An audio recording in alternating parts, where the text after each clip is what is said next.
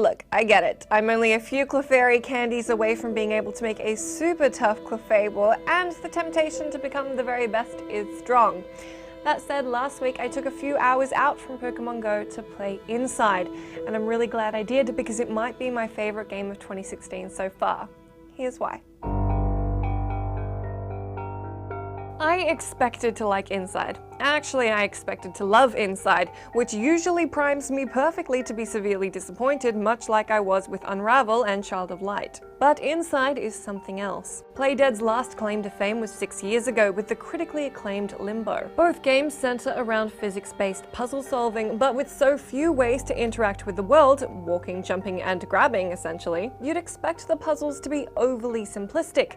But they aren't. Inside's puzzles are certainly easier than Limbo's, but it still nails the balance of giving players a challenge without grinding the feeling of urgency to a halt while you figure out what on earth you're supposed to do next. Many of the puzzles are just common sense, the next logical move through the room or the safest route to keep your squishy little protagonist intact. That in no way makes them simple, but it makes the puzzles make sense within the world of the game. I've been a big fan of puzzle games since I was a kid, and I've always found logical solutions to be the most satisfying, and in the case of Inside, the most sensible, as the objective is always to move forward.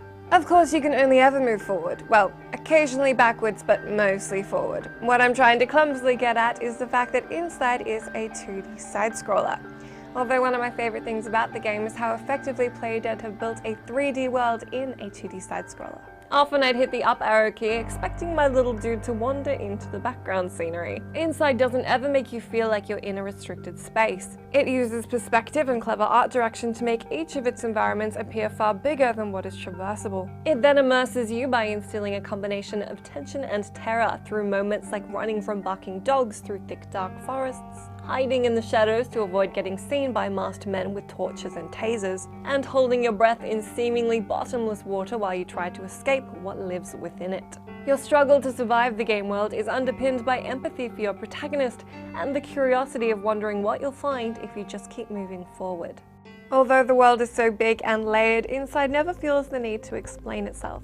Just like Limbo, you wake up in a forest and you're expected to learn how to walk, jump, grab, and push all on your own. You're also being pursued by things that want to kill you, so the motivation to work that shit out fast is strong. In much the same way, the story unravels with very little contextualization, and you probably won't be able to start piecing together even a semblance of what's happened until the end, let alone who the bad guys are and why you're there at all. There's no dialogue, no narration, no particularly friendly NPCs unless you count a horde of tiny baby chickens and helpful fish. And yet, while playing this game, I experienced relief, extreme fear, frustration, and quite a bit of schadenfreude. There were a number of moments that had me staring awestruck at whatever was going on. Of course, I'm overly emotional, but you'll probably get some degree of each of those too.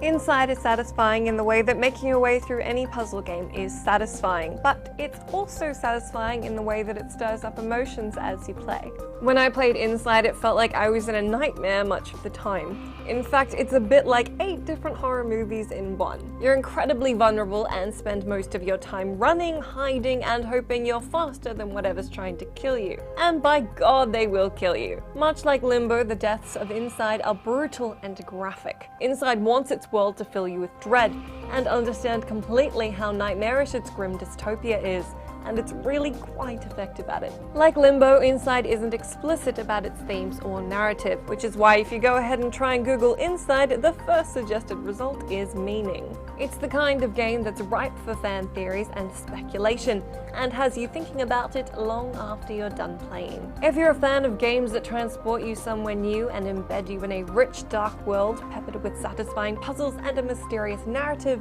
Inside is worth your time. I have a serious affection for games that force you to remember them, and Inside, particularly in its final moments, will absolutely make you remember it.